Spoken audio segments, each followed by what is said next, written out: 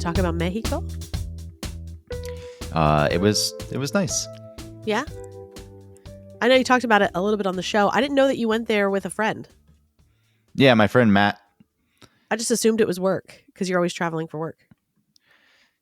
Yeah, this was a different trip. Sorry, I'm trying to adjust my headphones. What is going on here? Ooh. Hello? Hello? Keep speaking. Hello. Hi. Hello? Keep speaking. Hello? Hello, check. What's happening? I couldn't really hear you. Oh. And I could hear myself too much. Oh. So I was trying to adjust the balance. Something I should have done before we started recording, but Sorry. people like to see the behind the scenes. They show up. How the sausage gets stuffed. They show up to the sound check for the band. Like, oh, cool. They just played 13 seconds of their song, then yelled at the sound guy. I love seeing that stuff. Do they yell at the sound guy? I mean, it depends on the band. When I worked in radio, I saw some What the sound fuck, Brad? checks. Yeah, it's like, come on. I can't hear myself.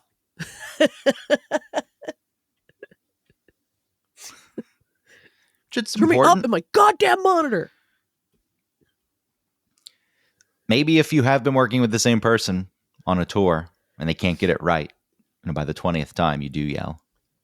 Oh, yeah. I just said Brad because I was just watching a TikTok with Michael Jackson on stage, not during a sound check, like during the performance, like talking to his, like, somebody, maybe it is the sound guy. He's like, telling Brad that it's the hook. He's like, it's the breakdown. It's that I just can't stop loving you. He's like singing back and forth with another lady, and he's trying to tell Brad that this is the breakdown. Like maybe they need to stop continuing the little da da da da, but da da da da. Like maybe it needs to end. So he's like, he's yelling at Brad. Brad's gonna lose a job. I can't stop loving you. I've seen videos. I don't think I've seen that one, but other ones of Michael Jackson where he does get pretty demanding while they're rehearsing. And it's the opposite of when you would see him. And he was soft-spoken. I Come think on, it's little boy, not open your demanding. I think butthole. it's like Beyonce when you see her at those in those meetings after rehearsals and stuff, saying like, this wasn't good, I didn't like it, you did this wrong, like somebody has to be in charge, and I kind of like it. I'm not saying it's wrong. Yeah, somebody who cares about the show that they're putting on sure, wants to maximize their talent and have everyone else come out and revel in it. Revel. Faint. I remember seeing the Moonwalker video where everyone's fainting. Like that's the video that they chose to create. Hey, look at these people fainting at Michael Jackson videos. I mean, concerts. It's like that Will Smith AI thing, except it was real, but still they decided to choose like the most extreme things. We'll see. We are the same as a Michael Jackson concert. I was not going to do this show where I could barely hear you and I heard too much of myself. That was not going to stand. That's right. You're professional. The people deserve better, even though it's been 3 weeks since we released a show or something. Well, I know we're supposed to be wrapping it up. Long. It's been 2. We're supposed to be wrapping it up. Yeah. People are upset on them that we're wrapping it up. They're upset? There's so many people. This is me pulling a Jared. There's so many people. This sounds like a Jared move. I'm getting a lot of comments. Yeah, there was like one comment. Yeah. There may have been more. Someone did actually post a comment that said that they heard you say that the podcast was going to be over. Then there were other comments under that, but I didn't want to read them because I assume they're like, yeah, good. Who gives a shit? That sucked. Oh. Where'd you see that, on Facebook? Yeah, Facebook. Oh, okay. Yeah. You miss God it. bless Facebook. R.I.P. Facebook. You miss it. It's not really dead, but it should be dead. So let's just preemptively R.I.P. it. It's the new Craigslist. Oh man, Craigslist was the place to go. God, when that was cool. Remember that? What a time. Well, I remember when something like Missed Connections wasn't, that's the most dangerous thing in the world. You better not. It could be fun. Look, it probably was dangerous. Sure. Some creep posts about a woman he saw on the subway, and she thinks, hey, that was me. But he phrases it in a way that's very appealing and romantic. And yeah, there's an air of mystery. I found your glove you dropped.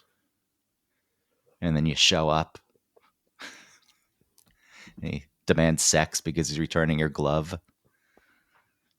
You owe me. I got you your mitten back. My mitten. Gosh, it was my favorite mitten. I hope I can get it back. There were times though I would go on there and read them in hopes. Yeah, I would too. In hopes that somebody saw me and said, "Oh, that's not what." No, I would read them and like, hey, I saw you reading Sirens of Titan on the train, holding it at a weird angle, an angle that people don't normally read. Clearly trying to show off the front of the book to everyone on the train. That's right. I like Kurt Vonnegut. That's why I was doing it. They were fun to read. I did post about a dream once. That you had about a person? That you thought maybe would be a missed connection? But it was a real person. And the dream happened in Chicago. And I was just curious. Like, I didn't really think there was a real person out there. But I thought, I'll post this and see if anyone responds. Huh. And then this musician named Zoe responded. Zoe. And then we wrote back and forth a few times. And then she said, I'm going to be in New York playing at this bar. I said, cool. Yeah. And then I didn't show up. Why? I don't know. What's the point? Wasn't that the whole point? Yeah, I guess. Oh, man. Whatever. The night came and I didn't feel like it. Oh. Missed connection. You should have written again. Missed connection. I missed my missed connection. Just goes on forever. Yeah. An endless cycle of mixed connections. Is it ever a woman typing or posting a missed connection for a dude? Yeah, in the past. There was a more innocent time. Oh, right. When it was more genuine. There was a more innocent time on the internet. Yeah. MySpace was pretty innocent. It was. And it was pretty creepy. Do you remember you could search by hair color and eye color? I was like, this isn't a date. This isn't a dating site. I don't know that. I think that you could. I'm pretty sure that you could because I thought it was wild. I was like, what? But this is just supposed to be like friends. Right. Was it supposed to be because like I need to find this person, so I need to like describe them, not because I need to find this person? Who knows what it was? Maybe there was this idea that people would use it for day. I don't know what the idea. Well, we'll have to find Tom. What are you doing, Tom? Who was Tom? Was he real? He was real. Yeah. He was a Halloween character for many people. They would dress up as Tom. Yeah. With like that whiteboard behind you. You ever hear the theory that if you're trying to get notoriety, you should do something that allows you to easily become a Halloween character? Oh, okay. Or costume, I should say. I keep saying character, which I've never said in my life before. It's like what? Halloween character instead of costume. It's fine. It's interchangeable.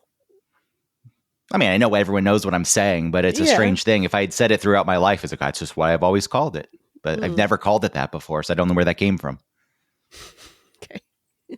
But the idea is if you can create something that people can mimic at Halloween, then obviously you're going to get more attention and exponentially grow whatever it is your brand is or you're trying to push. But then what? Like, you're a Halloween costume and people dress like you and then you kind of disappear because Halloween's over? Yeah, and then you got to do it again. If I were a musical artist, that's what I would do. Like every year I've got to become a different Halloween character. Oh, well, then that feels lame because you're trying real hard to be something instead of it just happening naturally. I agree. That's the point. Yeah. That was the point of me saying it. But there are a lot of people out there who try very hard. That's true. You can't recreate the magic of Haktua. Or Dick in the Box. Yeah. Remember everyone was Dick in a Box? Mm-hmm. I liked Dick in a Box. It was funny. I like those Lonely Island boys. I don't even know why that show's still going on. SNL? Yeah. Oh my, I know. I don't know how it stays funded. I guess just because Lorne Michaels has enough money, but it can't be making money. Or like worth, like maybe it still has, well, I don't know how like TV works, but it can't be making the money that it needs to continue going. I guess they're monetizing their YouTube posts. I don't know how much that brings in. I have zero idea. I would think it would be TikTok more than YouTube. Maybe it is TikTok. But when I see full clips, because TikTok crops it in a different way, you don't get the full thing, the full frame. Oh, that's true. They do like a little pan and scan sometimes. Yeah, which I can't stand. It's like I'm watching a movie on an airplane. Or TV in 1980. This film has been modified to fit this screen. It's great. And we're going to watch 2 seconds of it because then there's going to be, oh no. Okay. I remember with movies on TV, it was like you got a pretty decent amount of time in the movie before a commercial. But then at the end, it was like you get 3 minutes of movie and then commercial, like 6 minutes of commercials. Yeah, they hook you. Yeah, they got you. They'd hook you up front. And like I've already invested time into this, so I can't give it up. I got it. Now. Even though I've seen Die Hard, I gotta watch him drop Hans Gruber from that tower. Yeah, and then they go to commercial break right as he's about to fall from the tower. He's holding on to him. They always go at the worst time, where it just breaks up all the continuity. But they know you're gonna hang around because you want to see him fall. Right before he's letting go, he's like, it's like goes to a Tide commercial. Yeah. These stubborn stains. I'm boy mom. Sports teams. Bleh. These days, when movies are on TV, I find myself watching, and I know that you could go stream it somewhere. Yeah. And I still won't make the change. I know. Doesn't it seem like that's so much work? It's like absolutely not work. I could get rid of all these commercials because there's this idea in the back of my head. It's like, this is more passive watching it on TV, and I'm not going to watch the whole thing. But then quite often I find myself 2 hours later, it's like, why did I fucking watch this whole movie? I have zero patience for ads, for commercials anymore. I can't deal. Anymore? You never have. Yeah. Well, ever since they made it an option to not, they hooked me with that. Because it used to be, you're paying for this streaming service, you don't have ads. And then they had to make ads. And then you got to pay for the extra service to not have ads. And then they increase the prices on both. So you're like, well, fuck, I'll throw an extra $2.99 at this. And I'm already paying $18.99. Well, it's going to keep going up. I know. HBO is increasing their thing. And I'm watching White Lotus. This is the problem. I don't know what I'm paying. But then when the auto payment hits, my phone alerts me, like the credit card alerts me, hey, this much on your Amex. And I just saw Netflix was $19.99. I was like, I was not paying $19.99. I was paying $14.99. I think that's the problem. I don't even know what I was paying, but I know it wasn't $19.99. Or maybe it has been $19.99 for a couple months now, and I just haven't paid any attention to it. It's the same with Disney Plus. Fuck Disney Plus. Yeah. Starts at $5.99. And now I just saw the bill hit, and I think it was $16.99, $15.99, something like that. I need to go through my things and see how much I'm paying for subscriptions. To do that garbage. Thing. Yeah, and I don't watch Netflix. I watch it on Netflix. Love is Blind. It sucks though because I'll cancel something, and then I'll see like a cool documentary that's out or whatever, and I'll search for it, and it's only on Netflix. I'm like, fuck. All right. Love is Blind and the Great British Baking Show. I haven't watched Great British Baking Show in a long time. I'm not depressed enough. Nah, it's still nice. It's only once a year, and I think launches in September. So it's like a nice fall thing. It's like, hey, fall's about to kick off. I like the ones with the celebrities. No. Yeah, like the Deary girls. I really like them. They were so great. Do you ever watch that show, Deary? No, but I'm not going to watch celebrities. Well, they're not celebrities. They're like people on shows that are funny. Or notable people. It's good. They're funny, especially those Deary. You should watch that Deary one. It's really good. Who are they? What do they do? They're from Deary. I don't know. They're just from a show where they go to a Catholic school. And they're all from Deary. And there's a nun, and she's real funny. And they're all in the Great British Bake Show, and they're funny. You should watch it. Isn't it more charming when people, like, if they are interesting enough to carry a reality show, and they just kind of exist without the show? Oh, it's not a reality show. It's a scripted show. Oh. They're really funny. See, I have no idea. Watch it. Watch it now. I'm surprised that there's a scripted show. They've invested. I'm surprised that I'm watching a scripted show. Yeah, that's right. That's why I made that assumption. You're Absolutely. Exactly right. Yeah, you're right to assume. I wouldn't expect you to watch a scripted show. I know. So I'm not the foolish one. No. I'm the one who's just working in logic. What you know. What do we know? She likes reality shows. She's probably talking about some stupid reality show. And that's why Saturday Night Live is still on the air. Oh, yes. SNL. Yeah. I see people do write-ups on it. This is what I wanted to say. We don't have to spend too much time on it, but we got so far away from SNL when we were talking about it. Mm-hmm.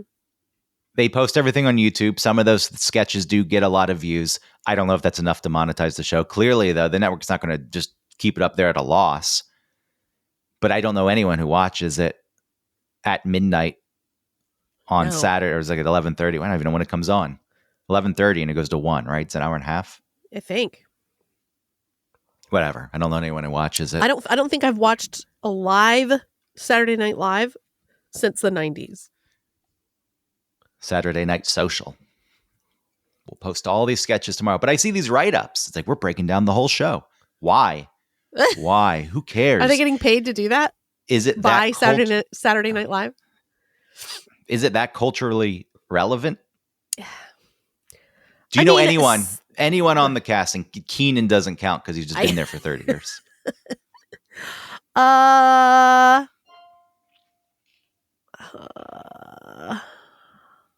Is that Edie someone still there? I don't know.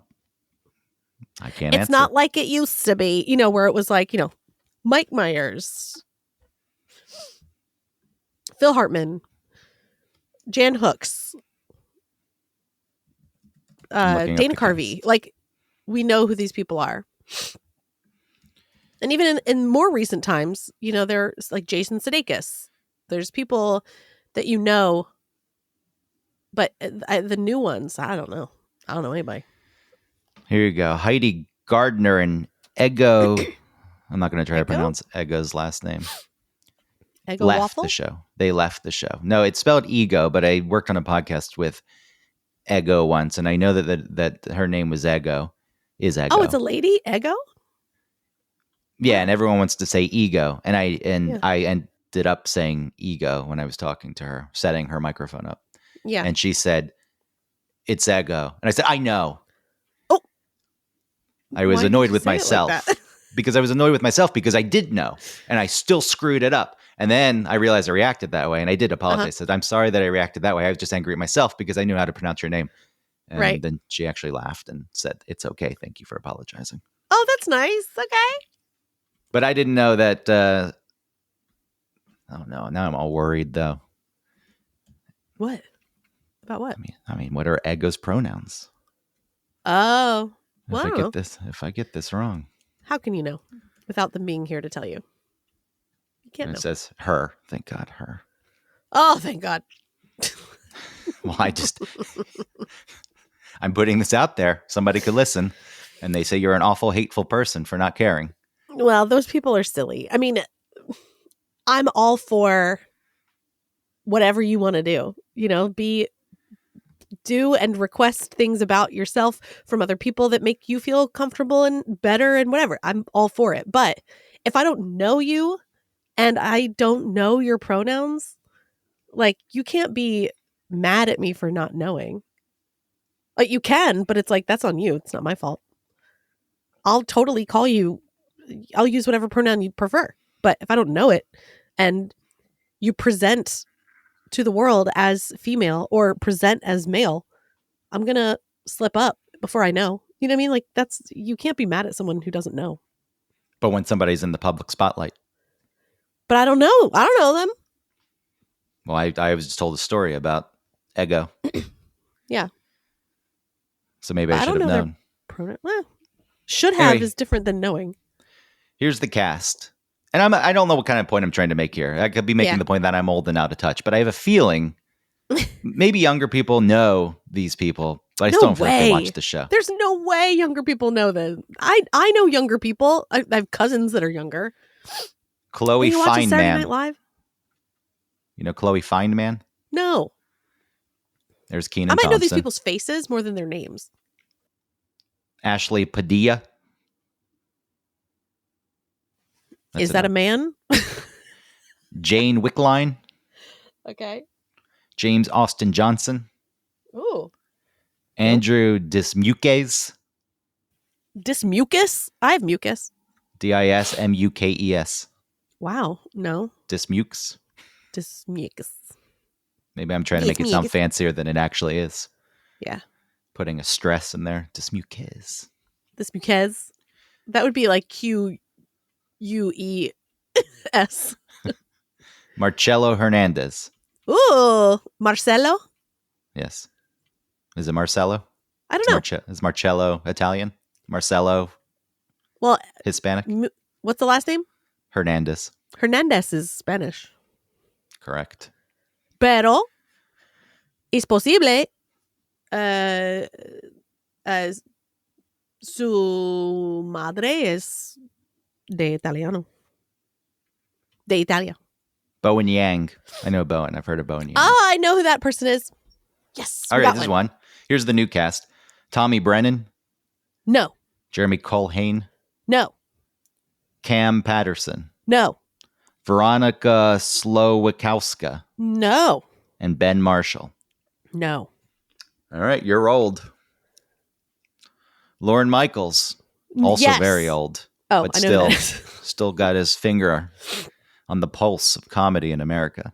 Oh, yeah. Everybody in their late 70s to 80s definitely knows what's going on. He's not in charge of anything. He's not doing anything except sending a proxy to meetings. We shouldn't dismiss old people. You're going to be old, and then you want to be irrelevant? Everything I say holds no weight? No, I would love to give advice, about life to people if they ask. If people come to me or have problems, like, maybe I could help. But, like, I should not give advice on what's funny or what's relevant. I am no longer relevant.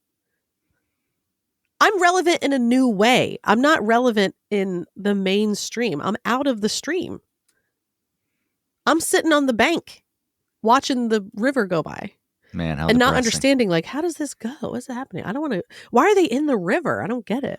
How sad. That's all depressing. That's all the Von Hessler doctrine is Eric yelling at the river. Well, maybe there's something to be said. It's like, it's tiring in the river. Yes. If you get out, you can relax and lay back. But being in the river is for the youth. It's for the young. You have to swim in the river to know how to get out of the river. I don't really understand. I'm not totally set on this analogy, but I feel like there's parts of it that hold something. Well, it's a work in progress. Yes. Is our podcast a river that we're swimming out of? I mean, I don't know. Was the podcast ever relevant is the initial question. For us, I think it was. I agree. And there was a decent listenership at one point. Yeah. Over the years, I think a few things changed. One, just the way they gauged listenership. If somebody clicked and listened for a little bit, I think that counted as a full listen. And now you have to get more time spent with the show. But, we did move away from the original concept of the show. Yeah, for sure. And then it just became like any other regular podcast. Yeah, we just chat. Which was fine.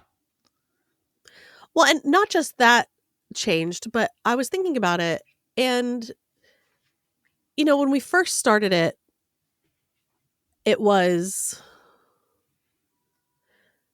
because we wanted to start it was just going to be something fun to do and like to see what happens. Start a podcast. We're in audio. We're in media. Like we can do this. There was a built-in audience. Yes. With the radio show. So yeah, most people don't get much listenership. So we just from the start had, a decent number of people listening. So that was helpful. And then like it turned into, at least for me, wanting to make like connection with you. Yeah. Yeah. And then that all went cuckoo crazy. And then we had to find a new place, and then the new place has like benefits. Like I enjoy it. But it just feels like it's done. It's there's nothing else to, I don't know. Does that make sense? I don't disagree. Yeah. I think we brought this up for the first time last summer. Yeah. I am proud of the fact, up until recently, and for very good reason, with your dad dying, we had done a show every week. Now, granted, the release date started shifting a bit, but if you averaged we never missed it out, a week. Yeah. Even when I was traveling or whatever, we found a way to do it. And obviously there were some instances where you couldn't make it or I couldn't make it. And a solo show was released. Sure.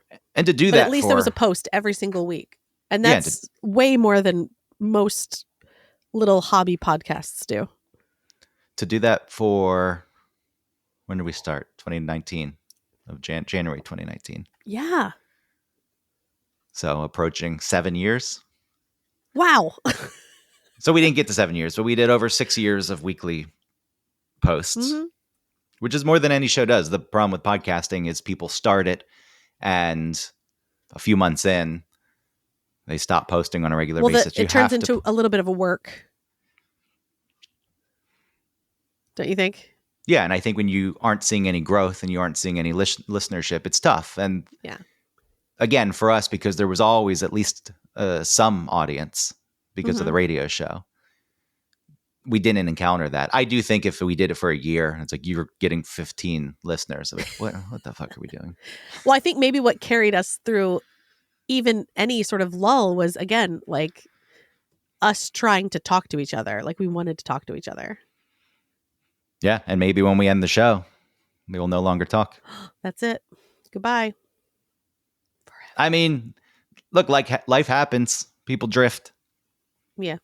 There's been the radio show holding this group of people together than the podcast. That's true. The radio show has held us all together. I mean, I thought about that. I was like, all right, if we stop doing this, I wonder. Dude, I am trying my hardest to get another job. Well, I know that. You've been doing that for quite a while. I know, but now I feel like I'm doing it better. Like I'm using ChatGPT more and I'm using ChatGPT better to help with my resume. And like, I didn't know that there was this ATS screening thing that they do. So I'm like running it through that and making sure it has a really high score. And I'm still getting rejected. It's like, God. Are you getting interviews? No. Well, I got like, out of all of the billions of resumes I've sent, whether I was doing it well or not, I think I've gotten 3 interviews. I think it's difficult. It depends on the job too and how many people are applying, but I think it's difficult to just submit your resume. And I know, like you said, you submit the resume and some kind of algorithm looks for key terms and scores it. And then I'm trying to get past the computer to a real person. But even that, like, I think I know what you're going to say about, like, I don't think I've gotten any job that wasn't like a real like adult job without knowing someone there first. Or reaching out. I'm not saying you have to know someone, but I've never gotten a job blindly applying. I'll still apply, but then I'll figure out who I think the hiring manager is, or at least somebody in charge at the company. And you can usually figure out the company's email address format by just looking for. But wouldn't that bother you? You've hired people. Wouldn't that be like, hey, get out of here? Not if I was in a position where I was hiring someone, like if there was a posting online. There was one person who reached out to me, and I do feel bad about this. That's who I'm thinking of, is what you're going to say. Somebody reached out and like referenced me being on 99X and some other. I was like, okay, you dug into me. And then they followed up. And I should just write back. And I don't know why I didn't write back. Partly, I guess maybe I thought it was somewhat weird they dug so much in. Yes, that's what I mean. Should I reach out to people? Well, you're not going to reach out to a person and say, hey, I found you on Instagram and I saw that you had this barbecue on this date and your daughter looks cute. And see, that's... You should have been looking at my resume instead of having a nice time at your picnic.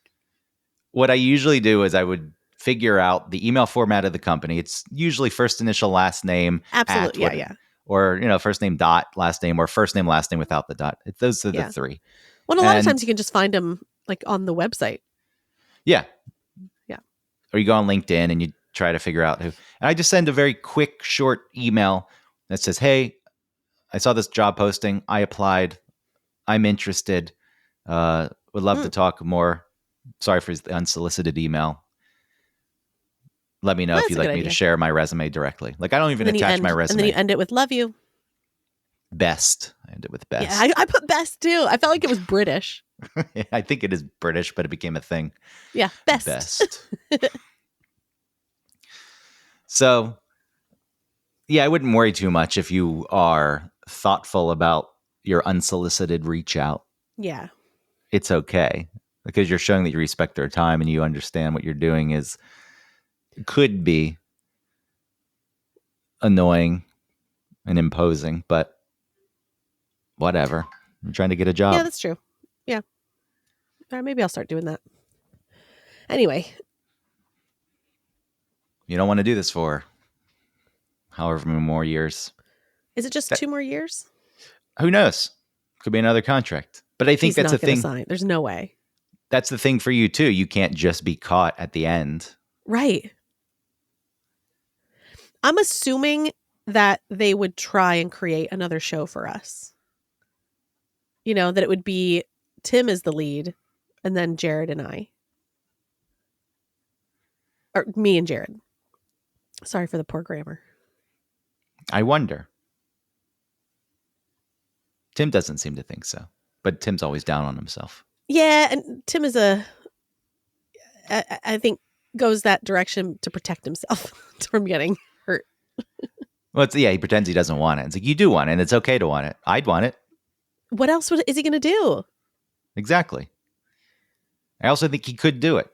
This last time he definitely could. When Eric was out for a few weeks, I told him, I was like, just do the kind of show you would do. It's like, I know it's still, Eric's show, so you have to kind of fit in that, but you can also interject the things you'd like to do. Mm-hmm. I think he did a great job. It was a little clunky, just because it was new and difficult, and then Jared was like tough. Well, yeah, you have dueling pianos. Rein in. You have those dueling pianos at one point. It's like, I'm the host. No, I'm the host. Oh, no, yeah. I'm the actual host. Well, I host my own show more than you do, so I'm going to drive this show. No, I'm the one sitting in the host chair. Oh, boy. There's a bit of that. Yeah. And then that got shut down. Poor Jared. I really feel bad for him. He really needs some guidance. And I hate that no one was doing it for him. What did I hear the other day? Eric was making some point. Oh, about Jared at the basketball game. Yesterday, I think. Jared at the basketball game and the guy cursing.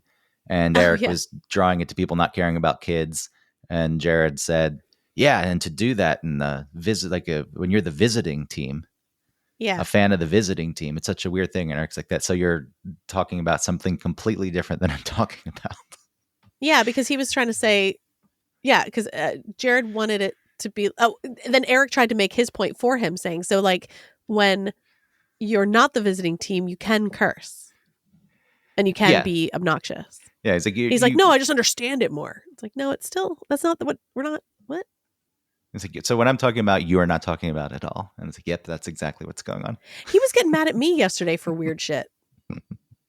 I talked about the UPS plane because we were talking about it.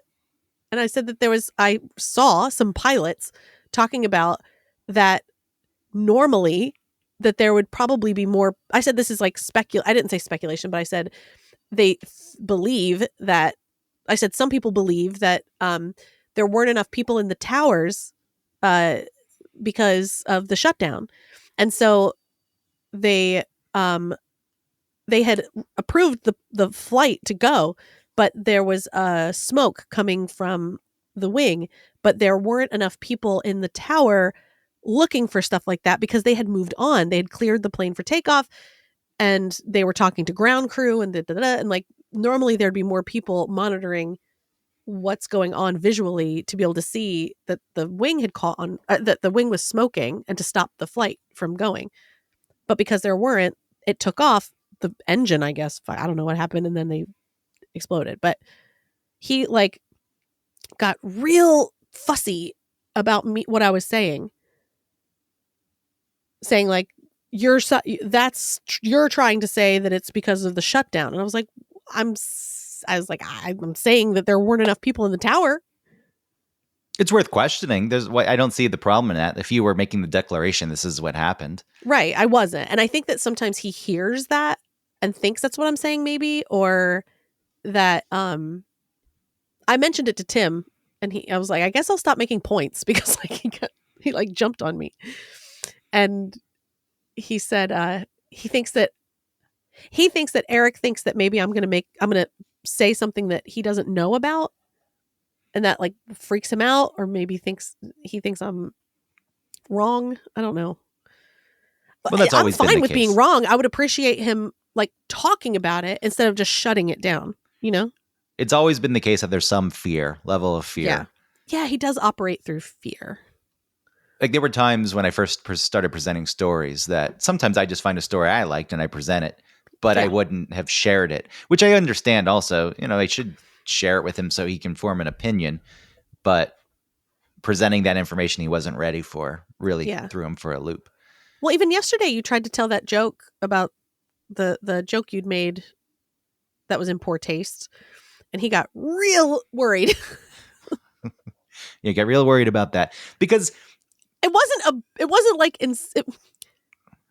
anything that would get you kicked off the air. Like the fact that he wouldn't trust you to go for it. You know, like the joke was Lane Staley was the man who used to sing about the man in the box, and now he is the man in the box. It's a very poor, it's just, like you said, tasteless, but not. Yeah, it's a tasteless joke. Not like put the dick in the blah. I was 22 years old. Yeah. You know, the man struggled with mental health issues and addiction. Yeah.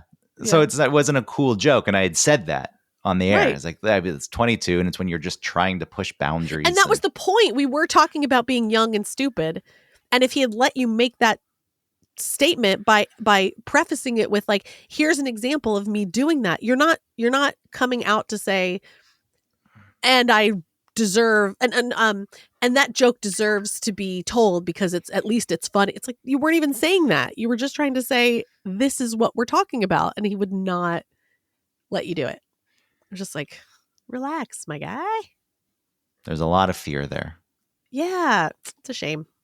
But it's an interesting conversation when you're trying to figure yourself out, especially when you're doing something public facing and you're young. Everyone goes through somewhat of a same process. You push boundaries. Now, it looks different for different people. I leaned into some shocking things. I was like, just getting any reaction is good, which, you know, we still see to this day with rage bait. It's obviously very effective when you're looking to rack up views. People still falling for rage bait. And, you know, that could have led to something worth talking about. But whatever. It's the thing with my airplane thing. I'm fine with talking about it. You know, all right. Oh, I was also trying to make some other point.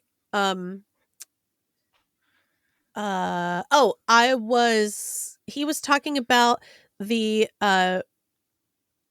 people who make the country run are the people that are hurting the most, while the elites are getting more and more money, and they look at the people running the country as like idiots or things to like get money from and whatever. And I said it kind of felt a little bit like the way that immigrants are being treated, whether they're legal or not, that like we started the country, not the country, but we, so much of the country was built by immigrants and people coming over, the Italians and the Irish and the whatever, like coming over and making New York City, like making everything happen.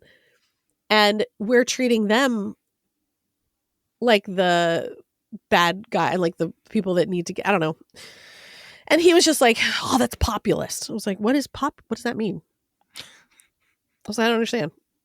And then because I was also didn't want to be labeled as like, I'm taking some populist opinion. Like, no, this is my thought right now about how things shift and how like not everyone, so much of the government seems to be attacking immigrants, whether they're legal or not, even though they are so much of the infrastructure of the country, not the ones that are criminals or whatever. Like, that sucks. They shouldn't be here. But if you're just trying to work and like live, let's figure out a way to make it happen. And I said something about how, it's even if you want to do it legally, it does take a lot of money. And it's like a big hassle to to stay here legally. I don't understand him labeling you populist. I'm not really following how he got to that. I don't really either, but I was just like, again, but it was my second point that I forgot to not make. And I was like, okay, never mind. Let me just sit back. But the thing is that Ken, the program director, likes when I make points and wants me to make them. But I think most people like when you or Tim makes points. I agree. Not because it's me, but just to make a dialogue so that Eric's not the only one talking for 5 minutes straight. But again, it's that fear, I guess. Well, it's okay to have differing opinions, I think, because it opens up conversation. Something that's claimed that no longer exists in this country, but doesn't. Well, and that's something that he even talks about, that people want to have. People should have people with varying ideas and whatever, but he does not bring it to the show because, I don't know, it makes him nervous to like not know where to go after someone says something, maybe. I'm not sure. Instead of just relaxing into it and just like letting us talk about it and then make a little joke and then move on. I understand that there's a built-in fear from his being removed from the air twice for things that were said on the air, or I guess done off the air, the recording of Yogi and Panda in the bathroom, but presented on the air. Mm-hmm. Then these things weren't his idea. Now, went along with them. There was no real protest off the air. We shouldn't do this. We shouldn't do backwards porn. Yeah. Runs a risk. But when you get to the point where I know it's like, this is probably my last job. If I don't get this, there's nothing else out there for me. Yeah. So I got to keep this. But it is an overcompensation. I don't think anyone on the show now is going to say anything that is so extreme that it would get the show removed from the air. Not removed, for sure. Yeah, there may be, like the time I said that I wouldn't care if Trump had a heart attack on the air. Right. It's like, sure, WSB, know the audience. Come on. What was I doing? I was being very reactive at that time. Well, and even something like that. 2016.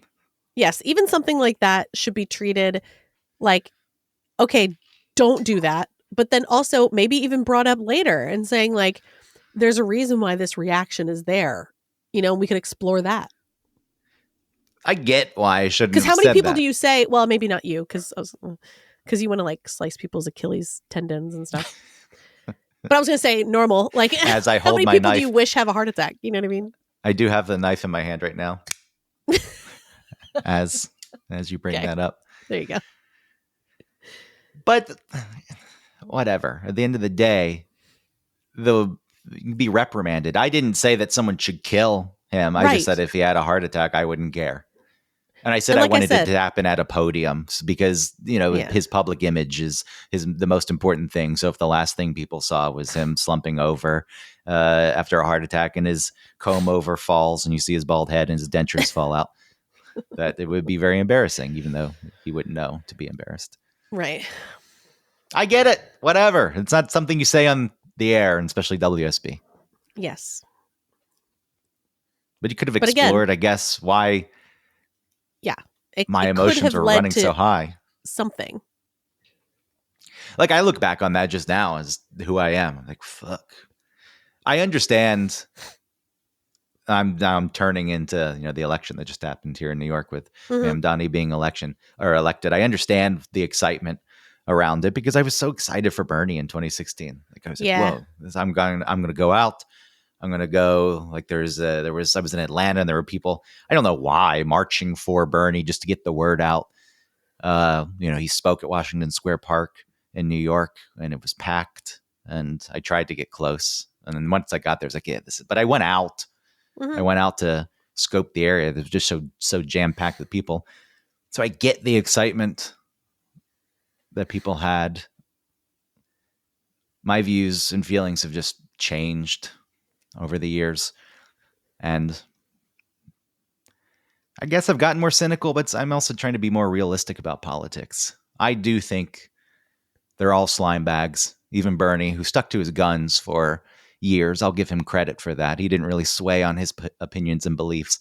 But once those opinions and beliefs became more mainstream and he could line his pockets, he did. And okay, fine, whatever. Would I do the same thing? I can't say. I don't know. I'd like to think that I wouldn't. If I was like, well, this kind of still goes against like what I say. So even though I've been steadfast in all my opinions, if I do this, it is a bit hypocritical. But I've never had the opportunity to. So here, interest groups give me all this money. Yeah, it is tough. I mean, you have to hold... I don't know. I can't even deal. I can't. I'm just tired of cult of personality politics, and I don't think it's going away. It's the norm now. You just get your following. Like Mamdani's policies in themselves, I don't give a shit. Free buses, fine. You want to open some grocery stores so poor people can get some food, fine. If you want to freeze rent, which did happen under de Blasio, by the way. I lived in a rent-stabilized apartment. I didn't have a rent increase for 3 years because he froze it. It's not even a new thing. I do agree that it's not a good thing. That apartment was a shithole. When the landlord doesn't have enough money to pay for repairs because the rent's so low and they can't raise it, you're not going to live in a nice place. But I didn't give a shit. I liked that I had cheap rent and it wasn't going up. I'm at a different point in my life. I was like, I wouldn't want to live in a shithole now. Right. So I don't care about the policies. I just think he's phony. I think he's a phony dude.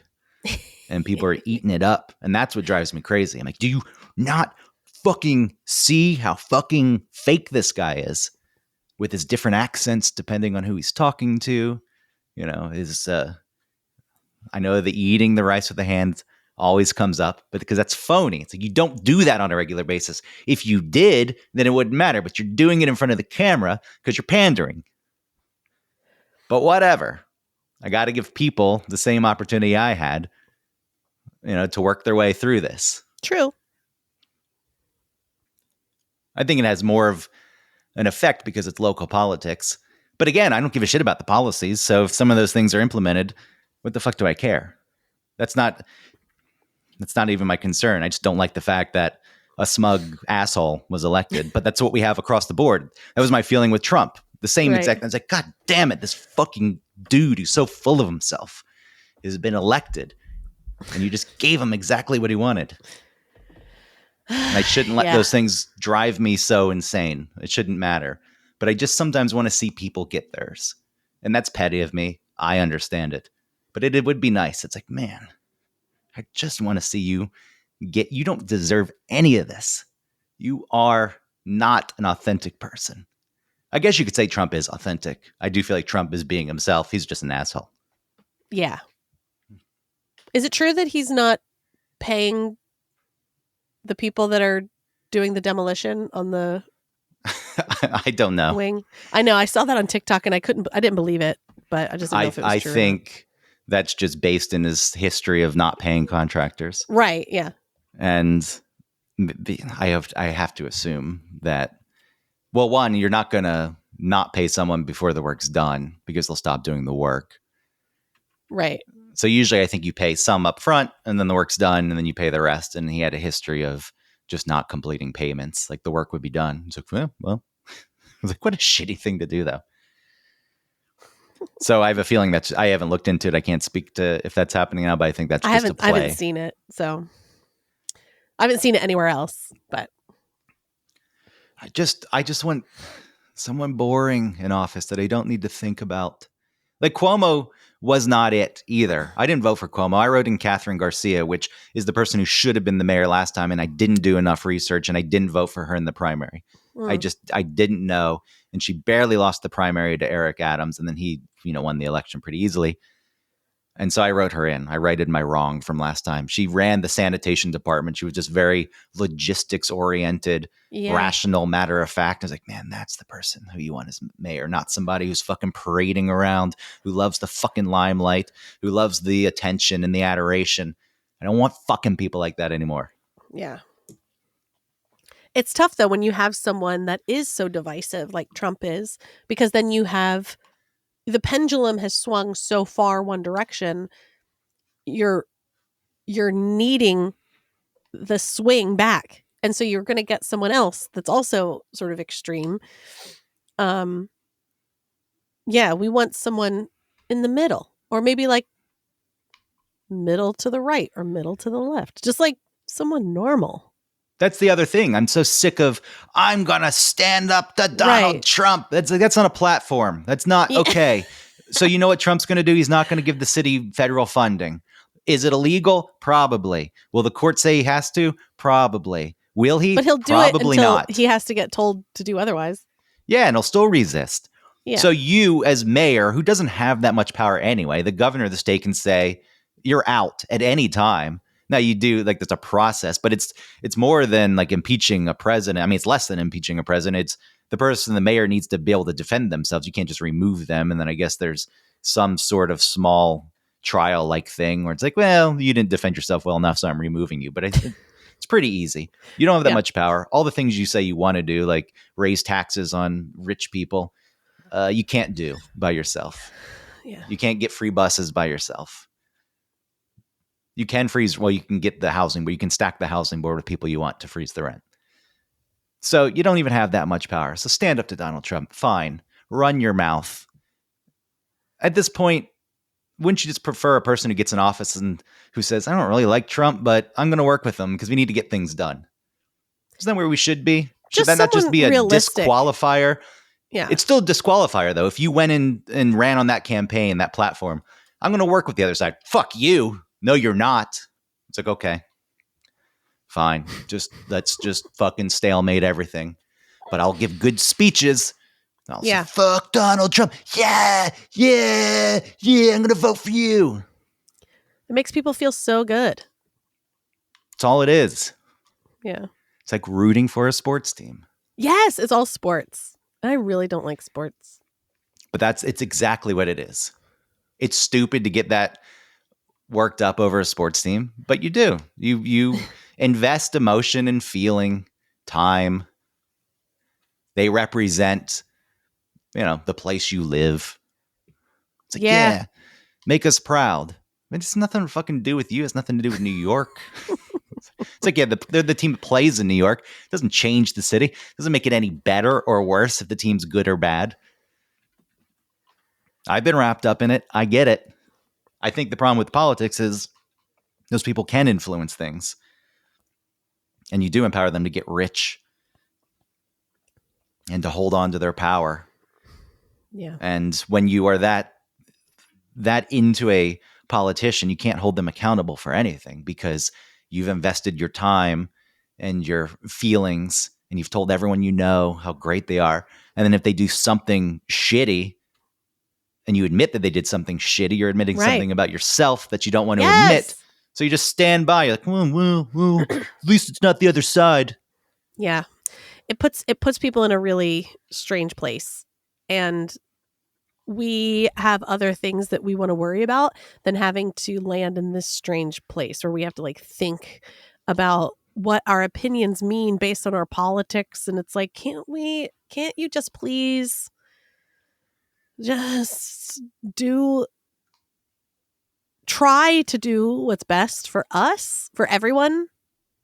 And just do it realistically, by saying, listen, I want to make the buses free.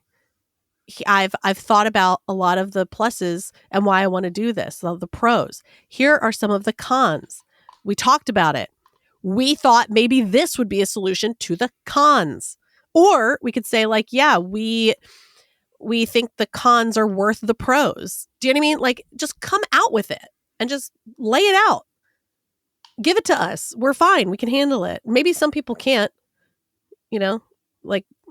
but they just want, I think people are lacking a lot in life, and they want some hope and something to grasp onto. And everyone wants community. There is this idea that people moving away from religion, they're just filling the hole with politics. I do believe in that. They need someone to worship. You shouldn't give any politician your blind support, especially a new politician. You should say, I'll give you a chance. Okay. Mm-hmm. I'll vote for you. I'll give you a chance. But automatically lending your support to the person, right? Fuck that. No, you earn my trust and my support. And even then, even then, if you get it, tread lightly, fucker. I changed. Like, I became unaffiliated. Doesn't matter. Like, this is the problem too. Everyone in the world, except for 2 people, 3 people, could say, take the same approach I'm putting out there now.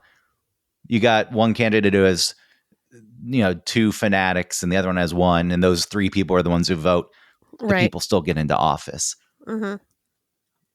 So, me changing my registration from Democrat to unaffiliated, whatever. They don't give a shit. But for me, that's just how I feel at this point. It's like, I'm not just lending you support blindly. I'm done with it. I feel taken for granted. Fuck off. It's difficult. I don't like it. No, I said there was somebody at work who, they're in their 30s, and she's crying because her friend wasn't a Mamdani supporter. What? Yeah. And then I just sounded like the old person, even though I'm not much older than a person in their 30s. I said, you shouldn't. Why are you letting this affect you so much? Yeah. Well, because I can't believe that she would not be on. This is the other thing with Mamdani being Muslim. If you stand against him, it's like, well, you're racist and you're Islamophobe. It's like, no, I'm not. Like, I don't give a shit that he's Muslim, but I apparently can't speak against him because you're going to label me with that shit. Congrats. You did a good job of blocking all. He did the same thing himself. Now, not to say that people who were speaking against him, he's like, oh, told some story about his aunt who was scared to take the train after 9/11. Then it turns out it wasn't his fucking aunt. It was like his dad's second cousin or some shit. And so it's like, if you're lying about that, then maybe he thought it was his aunt. Like, I have an Uncle Ed who's not my uncle. No, I think it came to light that if you're Muslim, you do call them auntie. Like, no matter if they were your aunt or not. But you know what you're doing when you're telling that story. You're leaning into this. Yeah, don't try to come after me. If you come after me, like, you're the people who gave my aunt a hard time after 9/11. It's like, no, I'm coming after you because you're a smug asshole. Well, whatever it is, it's okay for other people to not prefer someone, and for it to be that critical. I guess, though, like, I'm disappointed if I find out someone who I'm enjoying is a Trump supporter. I'd be like, oh. What? Huh? Yeah, but don't you think on some level, I wouldn't cry about it. Also, this is a Cuomo supporter. Now, Cuomo is a slime bag too. Sure. The guy should rot in hell for what he did to Andy Byford, who was the head of the MTA at one point, and he was from London. He had run their mass transit. He was like implementing stuff from London. He was great. New York. But he got too much public attention and people liked him. And Cuomo couldn't stand it. And so fucking he drove him out of town because he just override everything this guy wanted to do because the state government has control of the MTA. The city doesn't. That's why the bus thing, Mamdani can't do. It's run by the state. State has to say, okay, we'll do the free buses. Could he get the state to say yes? Maybe. But Hochul's up for election. She's pretty moderate. And if she goes too far left, she's going to lose the moderate vote. And then that puts her at risk of losing to a Republican. And then Mamdani gets nothing. If you get a Republican in office next year, he gets nothing. I want to have someone, I know this sounds like maybe a little dystopian, but it would be cool to maybe have like a live stream of a politician. Just like every day, 9 to 5, or however long their working day is. So you can like watch and see what happens. And then you can see them doing real work or like getting phone calls where their shit's overridden. And like you can see that they're doing the things that they said that they were going to try and do and the roadblocks they run into. You know what I'm saying? Like, instead of it being like edited, to show a certain light or them being in charge of it so that they can like skew it in some way. It's like happening now. Here it is. It's like the C-SPAN or whatever. But you want to see them taking a dump, straining. A body cam. You know what I mean? Like politicians should be wearing like a body cam that you can tune into. And follow their every move. Yeah. Even shits. Even taking dumps. Because if they don't do that, then they could be having secret toilet meetings. It's like, hey, if you want the real deal, this is it. Maybe they could mute it for like 10 seconds at a time, only in the bathroom. That would be a lot to sift through. But you just watch it. Some people it'd be like the Truman Show. I could get on board with what you're saying. The problem. And then people could take clips of it and say like, hey, look at this happened. It'd be on TikTok. The problem, if you want to use that to hold them accountable, if you've got some policies that are hard to implement, you could still make the phone calls and have the conversations to implement those things. It's a convenient platform because more than likely you won't be able to do it, but you get to blame someone else. Like, I tried. Yeah. What, you saw my body cam. I tried. I was told no, but vote for me again. Give me another term. I'll keep fighting. I'll keep fighting. I don't want you to fucking fight. I want you to do something. Well, that's the thing. You get to decide. You're like, yeah, that seemed inauthentic to me. How much did you really do? I get to decide. But most people, I mean, there were polls that came out. Most people voted for him were people who have been in the city less than 5 years. So people who will probably be gone by the time his first term is over. They came out in force, and good for him. He ran a good campaign. He mobilized a huge base who went out and got more voters. But if you looked at it, you break it down. It's like people born and raised in New York went for Cuomo. And again, Cuomo is a piece of shit. It's not like it was just, he was more moderate. Even though he wasn't that moderate when he did some progressive things. But he's, got a huge ego. I can see Cuomo, easily imagine him talking to his staff the way he talks to them, demeaning, yelling. I can see it. Polish my nipple rings now. That was a fun time. I think he did a good job with COVID updates, but then a bunch of old people died because of him, because he sent them back to the nursing homes. Yeah. And then whatever the best thing to do, and whatever the allegations were, but I think the whole country was tuning in when he was first doing the COVID updates because he would give a real look at what was going on, and because New York was hit hard first. I think it was relevant to the wider country. It's like, right, if it starts going down in New York, then maybe the same will happen here. And it was entertaining too. Yeah. Told that stupid story about his daughters and the boyfriend and the meatballs. Oh, that's right. I forgot about that. The boyfriend came over. He ate a meatball. But that breakdown was people born in New York, more moderate, people who've been here over 10 years, less moderate, but still more moderate. And as you go down the list, people were here 5 years or less. It's like 98% of them voted for Mamdani. And there's this idea. It's like, it's just rich, well-educated white kids who have a lot of student debt, who couldn't get the job that they wanted and aren't really willing to take a different job, or they do take the other job, but they're 21 and you have to take a shitty job and work your way up. And they don't like that. Like, they're rebelling. They hate labor. And I'm not trying to be the person who's like, pull up your boots. I am not a person who thinks you should dedicate your life to work. No. I don't count hours. I think when you're hired to do a job, you should do the job as well as you can. That's the agreement. They pay you. But it's like, it doesn't have to become your fucking family. It doesn't have to become, I'm willing to put in 80 hours a week. Right. Fuck all that.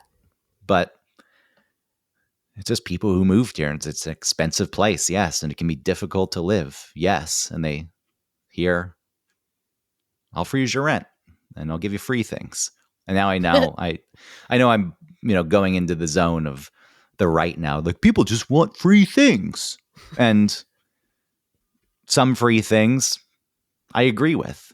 Sure. And again, I don't really care about freezing the rent, but I think that's the driving force. It's like, well, I'm 22 and I don't have everything I want yet. So fuck you. And I do agree that capitalism isn't working for a lot of people in general. No, it's really degraded into something else. It's not a free, it's not a self-regulating system anymore, because not everybody, so many things get bailed out. The competition doesn't exist because there's not, independent businesses can't compete with corporations. So, right. And that's not right. It's not. And then corporations buy up everything. Squeezing everything out of us. Yeah. A death by 1,000 cuts. So I do agree with that, and I understand the shift. I just wish people were a little more thoughtful and not so blind and lending their support and getting that excited about any politician. Yeah. Yeah. But again, if Bernie had won, I probably would have pissed him. I know he's the only old. He's so old. He was old in 2016. Yeah, he's been old for a long time. But I trust him to do at least what he thinks is truly the best. Yeah, not the best as in like number one, but like what he is. I feel like he has scruples and principles, and I feel like he would stick to them. Yeah, I guess I still lend some trust, though I do feel it's a bit compromised because if somebody is in a position where you can finally make money, also you shouldn't be able to just make a lot of money and pad your line your pockets and grow your bank account when you're in office. That shouldn't really be a thing. But it was like, hey, look, I got the opportunity to finally do this, and I'm old and I only had $100,000 in the bank, so I need it. It's like, okay, thanks for saying that. But he still pretends. He's like, oh, rich people. Like, because he says billionaires. Millionaires and billionaires. It's like, well, you're a millionaire now. You are. So you got to only go with the billionaires. Yeah. So, it takes some of the fire out because you can't be like, just billionaires. Yeah, I'm a billionaires. I mean, just them. Not me. I'm only 1 billionaire. I'm talking about people that are the 40 billionaires. Even Obama, when he was elected, I just moved to New York. People were really excited. Obama was so fun. Also war criminal, but fun. Well, anyone who every president's a war criminal. You can't leave office without blood on your hands. Yeah.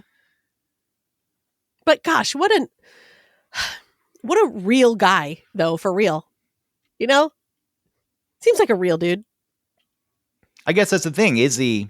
Because, and I know Eric brings this up as his point, but the fact he didn't want Kamala to be the nominee, or at least wanted a quick primary, and if she were the nominee, then fine. But then he went and told black people that he berated them for not supporting. Did he? her. I don't remember him doing that. He did. Yeah, I think Eric phrases. He criticized them if they didn't vote for her. It's a thing. If you look it up, I think Eric presents it as he says, you're not black if you don't vote for her. But that's something Biden said, I think. You're not black if you don't vote for me. Yeah, I think Biden did say that. I remember that. I think he's confusing the two. Obama didn't say you're not black if you don't vote for Kamala, but he did go after black men for not supporting her when he didn't actually support her. So I don't know how real. Yeah. How real can you be once you get into if you're the in presidency? I don't know. I hate it. Ugh, I hate it. I don't care. You know? I just want to, live on a commune. Not really. I just want to live. I would like to be removed from all of that. But I also still want to go to Ulta and like Target. Well, that's why I think you can find ways. You can find ways to limit this. Yeah. I'm trying. I know it sounds stupid because I just went on that rant and I've clearly been thinking about it a lot lately. But before this mayoral election, for at least a few months between Trump's, like the election in last November and then the primary this year, I was able to just kind of tune a lot of it out. Mm-hmm. And you can argue if that's a good thing or a bad thing, but I don't have much control over a lot of it. And a lot of it's stressful. And I'm tired of wishing years away just so someone's political term will end. So I don't have that time anymore. I did in my 20s. It's like, man, you wish this term away, now I'll be 46. It's like, I don't want to fucking do that anymore. I just want to enjoy things. And, we've talked about this before. It's like you just try to do a good job in the small circle of influence that you've got. And maybe that carries on outside of it by the people on the edge of it and so on. I'm going to try not to care as much again. It's just tough being on the show every day because you hear Eric going off. And then not only are you having to pay attention to the news and whatever is going on, but you also have to hear him talk about like the young people being terrible. And honestly, for me, I feel like he's talking to me, when he's talking about like parents and their kids and their devices and like how they're going to grow up to be awful. It's like, I disagree. I think he's mischaracterizing childhood. I see children. I see them every day. I have children. I see them almost every day. Like, I see what's going on. He keeps talking about, he read one book about like children growing up with iPads. And I'm not saying that it's not a problem. I mean, my kids and their screen time is a problem. It's too much. But they're not like antisocial. They're not weirdos. I'm sure his screen time is too much. I know, but he says it's fine because it's like TV, because it's YouTube and it's TV. It's like, that's not, you're on your phone. It's like, that's the metric. It's like, if it's on the phone, then it's bad. Yeah, I guarantee that weekly report, if he's got it turned on, it says he's on like 8 hours a day. Not on his phone. Well, an iPad maybe. Or he's watching it on his screen, like his screen downstairs. All right, well, that's still a computer. It's still, yeah, whatever. However you can measure the screen, like him looking at a screen. Yeah. But he's an adult. Maybe he's talking about the children. I don't know. It's just still, he's out of his depth. See, oh my God. Okay. I'm in the stream with the kids. I see this, you know what I'm saying? He's on the sidelines, not understanding what's going on. He needs to understand that he doesn't totally know. He's not raising children. His children are adults. I agree. It would be nice if he gave you some space to speak to it. Yes. I heard you saying the other day that out in the real world, you don't really encounter a lot of the extreme stuff that people say exists. That I don't. Yeah. Appears online. Mm-hmm. And I think most of us don't necessarily experience it. No. There are some instances, like the person crying at work because their friend doesn't support the same political candidate they do. Right. But even that, but also that's youth. You know what I mean? That is the young. Yeah, it doesn't harm me. I shouldn't have said anything. It's not like it's. I don't think it's a symptom of every youth. Everyone who's a young adult. There are plenty of young adults that are like, yeah, my friend's a moron. He doesn't vote. for Mom Donnie. Which also means he's racist and homophobic, and he's a MAGA guy. It's like, none of that's true. But when you're young, you do make those hard and fast rules for some things, you know? And then you grow up and you realize you gain some wisdom. I don't want to say grow up. You gain some wisdom and you say like, oh, it turns out there are subtleties in this world. The youth is allowed to be like this. It is their job to do this. It is their nature. We were all there. And what bothers me, I see it with parents too. It's like, don't you remember being young and having the same sort of thing? Je suis the young. Like, I was there. I am that. I was that. Did we all forget? What do you think drives it? Do you think it's people maybe not angry, but not liking that they're older? I can understand think that this. They think they know better, and they expect the young to take advantage of what the person with wisdom has gained through aging. They can't, but the youth can't do it. You can't gain that perspective unless you've lived life and gained wisdom, and you can't do that until you've grown older. And nobody likes being told what to do at any age. So I remain acutely aware of that. Like, even telling the person at work what I did, it's like, I should have just fucking said nothing. Right. Again, our age gap isn't huge. She's in her 30s. But it's like, I don't like when fucking tell you shouldn't do this, or you should think this, or your approach to this is dumb. I'm older. I know better. I'm like, shut up. And I remain acutely aware that if I do the same thing to someone who's younger, they're going to feel the same way and think the same thing. Now, if somebody asks me something, that's usually what I do. I don't usually just offer up opinion. But if somebody asks me something, I'm like, all right, you've opened the door. And if you are interested, then here's what I think. And also, having the wisdom, and even if they don't ask, it could always be approached like, can I give you some advice? And even that advice shouldn't be, this is what you should do. It should be that nuanced thing, right? Where it's like, I understand. It's acknowledging them and then also giving them the information, not telling them what to do or threatening them as in like, if you don't do this, then this will happen to you. Like, because I'm old, like not that, but just giving them just the information and do with it what you will. And it's almost like giving a gift where you don't expect it back. You're just decide, I want to give this to you. If you'll take it, then I would love to give it to you. I don't care what you do with it. I just want to give it to you. And that's the way that it should be approached if you do it at all. At least that's my opinion. I don't know. I just feel like I'm on board with that. I don't think you get anything positive out of forcing your opinions, even if you're the same age as another person, onto anyone. Like, if you have a real conversation, you suggest things and you're respectful of their thoughts. Maybe they think about what you said. Maybe you think about what they said, and then you form your own opinions. But I'm with you. That you got to let people have their space and figure out their own things.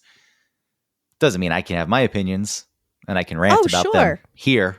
But I also, I guess that's kind of what Eric's doing that people are getting tired of, is all the ranting. Well, I'm just thinking now, maybe that's why the show has gone on for as long as it has. Is like the thing that kept it alive, at least for me, is having a place to be able to express myself. Here? Yeah. Yeah. Because I think a lot of our podcasts have definitely, absolutely have mentioned my complaints with the show or my complaints with Jared. Poor Jared. But so this has been an outlet for me to actually speak and have thoughts and have messy thoughts, right? Like, have a place where I can speak my mind and what my opinion might be, but then also be like, have a place to talk about it where maybe I'm wrong or I get new information or maybe I still feel right, like whatever, but just a place to have a conversation. I really did like those shows with Tim when Eric was gone, because he at least gave us space to do that. A little bit of back and forth. And people liked it. Yeah, it was nice. people were receptive to it. So I wish you got more of it. But this show in itself, yes, it served many purposes. Yeah. There's a reason it still has gone on. And this one's been pretty long. I think we've done an hour and a half almost. We owed it. I still don't think it's the official last show. I think we got to do an actual last one. No, this is our last one. I feel like there's got to be like one actual last one. No, this is the last one. We have to make this one the last one, or it will never end. No, it would end.